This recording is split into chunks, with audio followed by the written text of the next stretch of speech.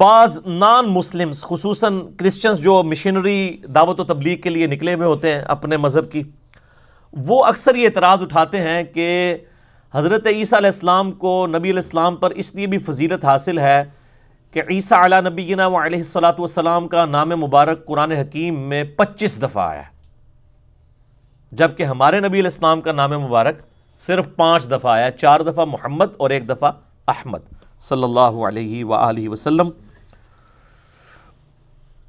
تو اس پہ پہلا تو الزامی پھکی والا جواب ہے کہ اگر یہی فضیلت مان لی جائے تو حضرت عیسیٰ علیہ السلام سے بڑھ کر تو نام موسیٰ علیہ السلام کا ہے، وہ 125 دفعہ ہے، یہ صرف 25 دفعہ ہے، وہ 125 دفعہ ہے۔ تو کیا کرسچنز یہ مان لیں گے کہ حضرت موسیٰ علیہ السلام کی فضیلت عیسیٰ علیہ السلام کے اوپر ہے؟ کبھی بھی نہیں مانیں گے۔ اب آ جائیں اس کے علمی جواب کی طرف۔ بیسیکلی قرآن حکیم میں اللہ کے محبوب صلی اللہ علیہ وآلہ وسلم کے علاوہ جس پیغمبر کا بھی ذکر ہوتا ہے وہ ایز اے تھرڈ پرسن ہوتا ہے، جو وہاں پہ موجود نہیں ہے۔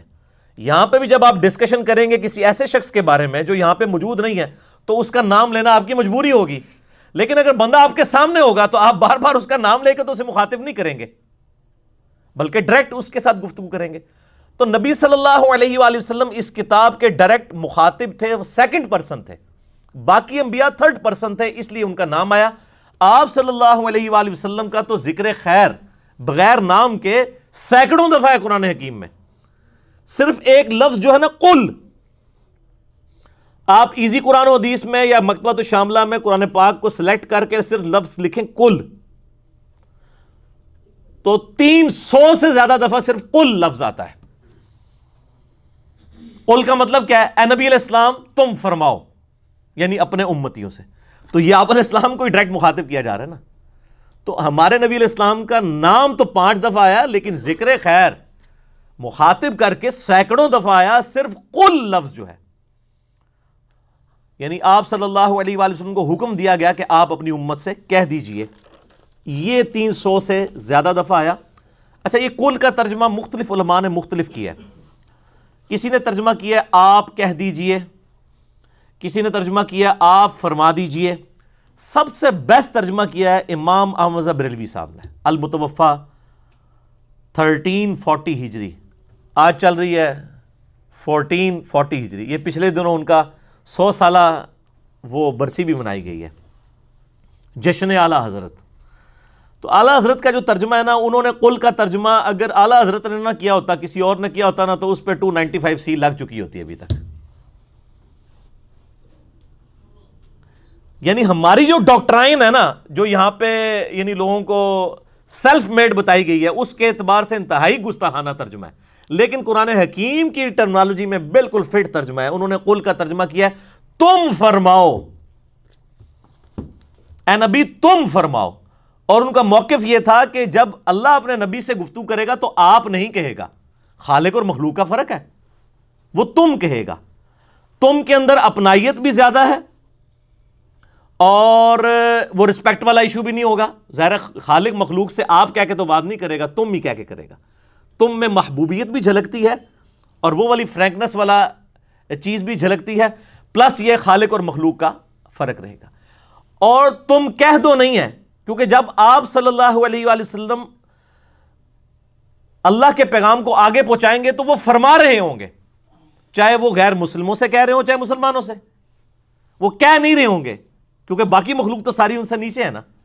تو کتنا زبردست ترجمہ ہے، تم فرماؤ قل، تم فرماؤ قل هو اللہ احد، تم فرماؤ کہ اللہ ایک ہے۔ تو یہ سب سے بیسٹ ترجمہ ہے۔ قرآن حکیم کے 8 جو ترجمے میں نے ان کی کمپیریٹیو سٹڈی بھی کروائی تھی، یہاں پہ وہ کلپ بھی یوٹیوب کے اوپر اپلوڈ ہے، آپ لکھیں قرآن حکیم کی 8 ٹرانسلیشن کا اور علماء کا دھوکہ، یعنی یہ انہوں نے پبلک میں مشہور کر دیا، جی وہ لوگوں نے ترجمے بدل دیے ہیں، وہ کہنا یہ چاہتے ہیں آپ ترجمہ پڑھیں ہی کوئی نہ، اصل میں یہ کہنا چاہ رہے ہوتے ہیں، جس کو کہتے ہیں نا پچ کھود دیں تاکہ وہ کرکٹ کھیل ہی نہ سکے، وہ کہتے ہیں نہیں ترجمہ فرق ہے۔ میں نے اس میں پھر چیلنج دیا تھا کہ آپ 10 PhD انگلش لے آئیں، ان کو میں انگلش کا ایک مضمون دوں گا اور ان کو کہوں گا اسے اردو میں ٹرانسلیٹ کرو، کیا آپ سمجھتے ہیں کہ 10 کے 10 کا ترجمہ 100% ایک جیسا ہوگا؟ لیکن مفہوم ایک جیسا ہوگا۔ الفاظ کے چناؤ میں فرق آئے گا. تو سر جب قرآن عربی میں نازل ہوا ہے، یہ اردو میں جب ٹرانسلیٹ ہوگا تو الفاظ کے چناؤ میں فرق آئے گا. اس کے اوپر آپ کیوں جھگڑا ڈالتے ہیں؟ یعنی اب احمد بریلوی صاحب نے ترجمہ کیا ہے بسم اللہ الرحمن الرحیم کا، اللہ کے نام سے شروع جو نہایت مہربان رحم والا. ٹھیک ہے. اب اشری تھانوی صاحب نے ترجمہ کیا ہے شروع کرتا ہوں اللہ کے نام سے. وہ کہتے ہیں نہیں دیکھیں یہ ترجمہ ہی غلط ہے. پوچھیں کیوں؟ وہ کہتے ہیں جی دیکھیں یہ انہوں نے شروع سے شروع کیا، اللہ سے تو شروع ہی نہیں کیا.